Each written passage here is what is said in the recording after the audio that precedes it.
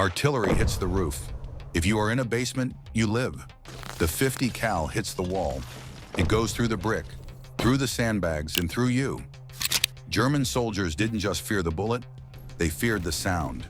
A deep, mechanical tearing that didn't stop. Not a rifle crack, a rhythm, and it meant the wall you were behind was already gone. This bullet is 5 times more powerful than a normal rifle. It punches through a foot of solid brick like it is paper. It doesn't just hit the soldier, it deletes the building he is hiding in. To see how this changed the war, you have to see 3 things. The street fights in Aachen, the stand of Audie Murphy, and the nightmare of the B-17 ball turret. 1917. American troops watch a German armored plane absorb an entire magazine of rifle fire and keep flying. General Pershing sends one message: build me a round that makes armor irrelevant.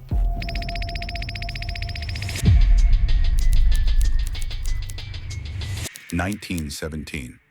General Pershing watches German armored aircraft shrug off everything the Americans can throw at them. He demands a weapon that fires a half-inch round at 2,700 feet per second, fast enough that early armor stopped feeling like armor. John Browning takes his proven M1917 and scales it up.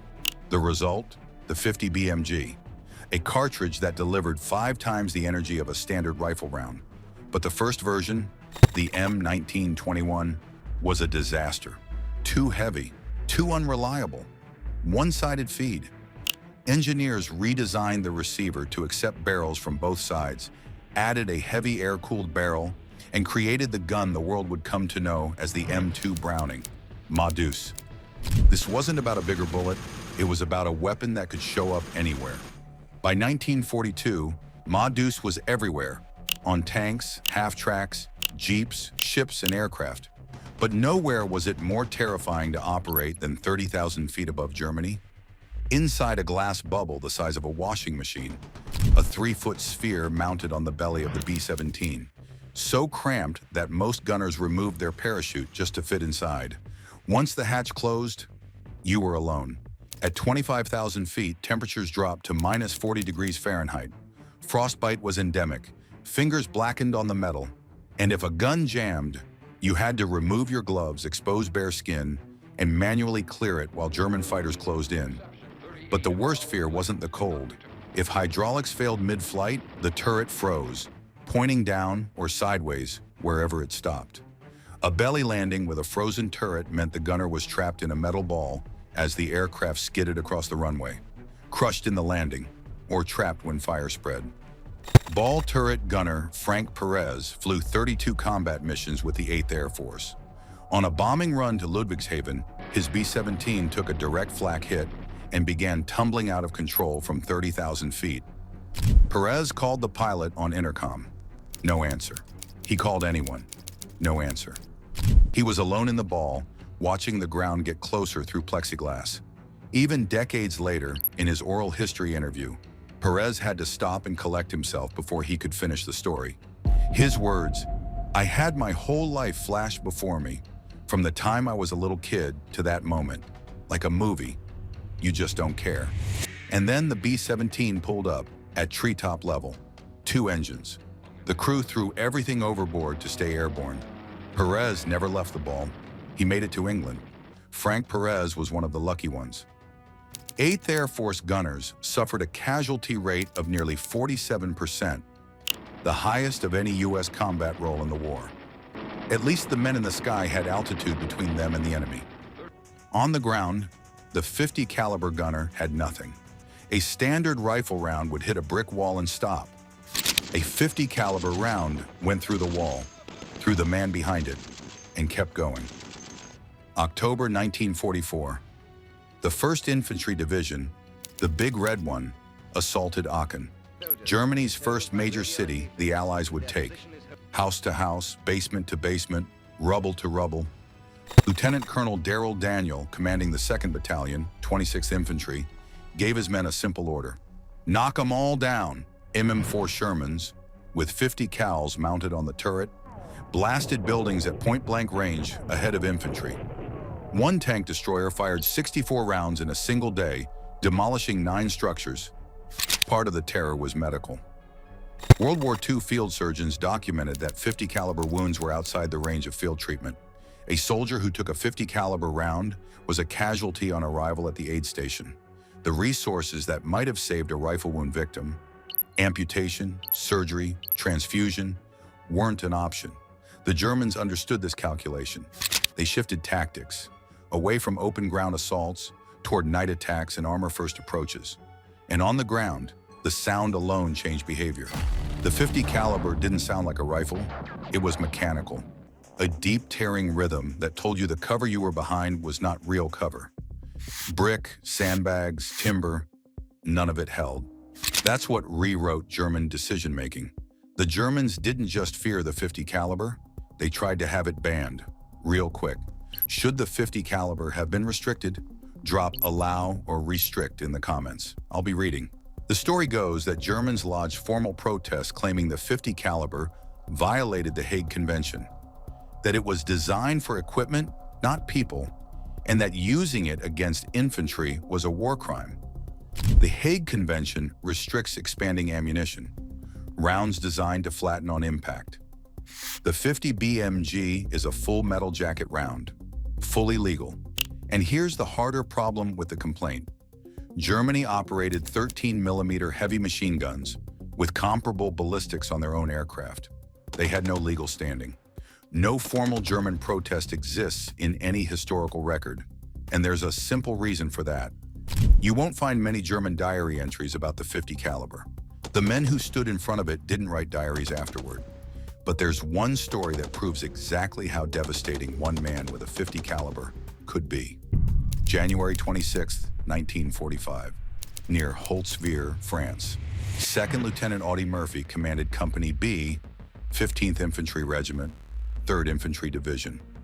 At 2 p.m., 6 German tanks and approximately 250 infantrymen in white winter camouflage broke across open fields.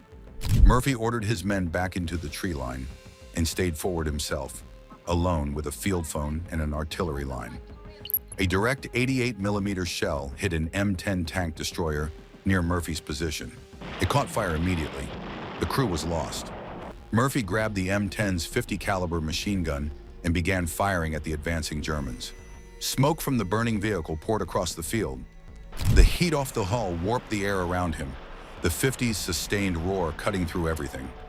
2 more 88mm shells hit the vehicle. The concussion threw Murphy against the turret. He kept firing.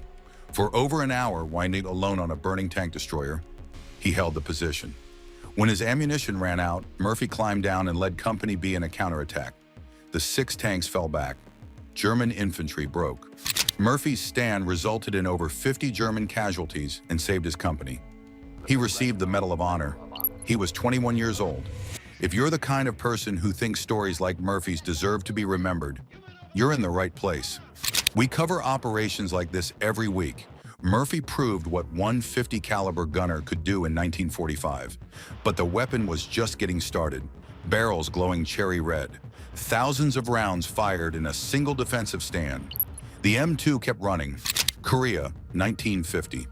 American forces mounted M2s in defensive perimeters.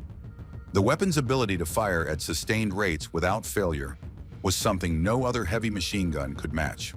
While other weapons overheated and jammed, Ma Deuce held the line. Gun trucks rolling, river patrols in the dark. Vietnam. M2 mounted gun trucks became force multipliers on supply routes through ambush country. PBR patrol boats on the Mekong Delta carried Ma Deuce as primary armament for night operations. A weapon designed in 1918 was still the most feared thing on the water in 1968. And then one shot, over 2,000 yards, 1967. Marine Staff Sergeant Carlos Hathcock mounted a 10 times inertial scope on an M2 Browning and used it for precision long-range engagements. His confirmed engagement, over 2,000 yards, held the record for the longest confirmed shot in military history for 35 years. A weapon built in 1918, a record set in 1967. That's when engineers realized the M2 didn't just outlast other weapons, it outperformed them. If stories like Hathcock's are the reason you watch military history, there's a lot more where that came from. We're dropping deep dives like this every week. And then there was the Pacific.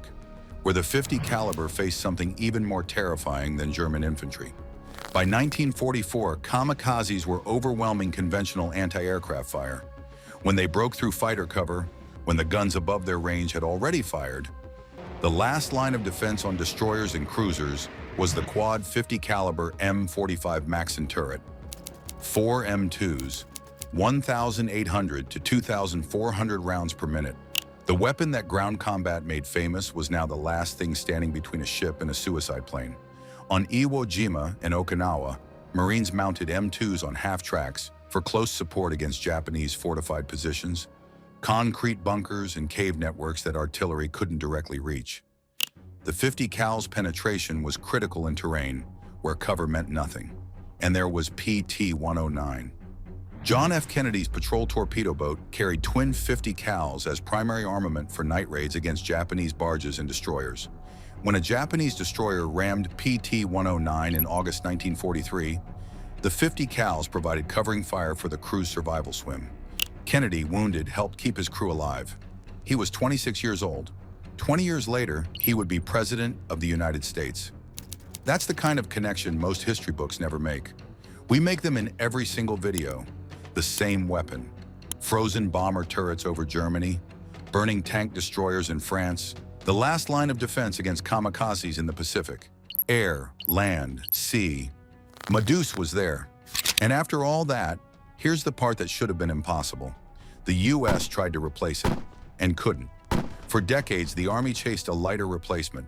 The XM312, the XM806, both canceled. The M2 outlived them both. I want to hear from the veterans in the comments. If you could only have one weapon on your vehicle, is it the M2 or something newer? Tell me why. It's not that engineers can't improve the M2. It's that improving it doesn't beat replacing the world built around it. 105 years of standardized 50 BMG ammunition, stockpiled across NATO and allied forces, training pipelines, spare parts, and institutional knowledge. The cost of replacement exceeds any margin of performance gain.